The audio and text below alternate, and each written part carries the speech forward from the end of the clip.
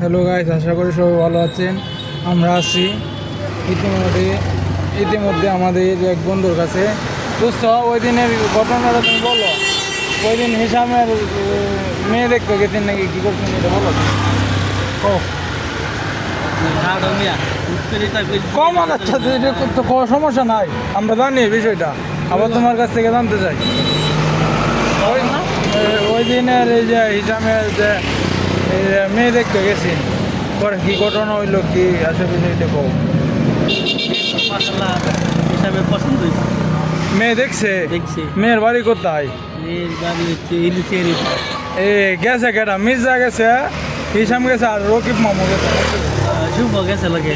এই মাদার চোদ, তুই গেছত নাকি? আমি গেছি। এই গাঙ্গির বলে তুই গেছত না? ইয়া বলে গেছে? হ্যাঁ আমি গেছি, এটাই বাড়াছি। তুই গেছ?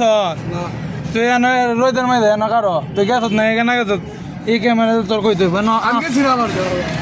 আচ্ছা, শুভ গেছে না? তাহলে ইয়াও গেছে, রকিব মামু গেছে, হিসাম গেছে, আর সে মির্জা গেছে নাকি? এই পরে মেয়ে কেমন দেখছে? ভালো হয়েছে? পছন্দ হয়েছে এরা? হ্যাঁ হ্যাঁ, মির্জারও তো মুখ দেখতে গেছি। মির্জার পছন্দ হয়েছে। মির্জারও তো যাওয়ার কথা আছে। মির্জা মনে হয় গেছে না, কিন্তু তুমি এই বিষয়টা শিওর হইলে কেমন? হিসাম তোমার সামনে কইছে নাকি?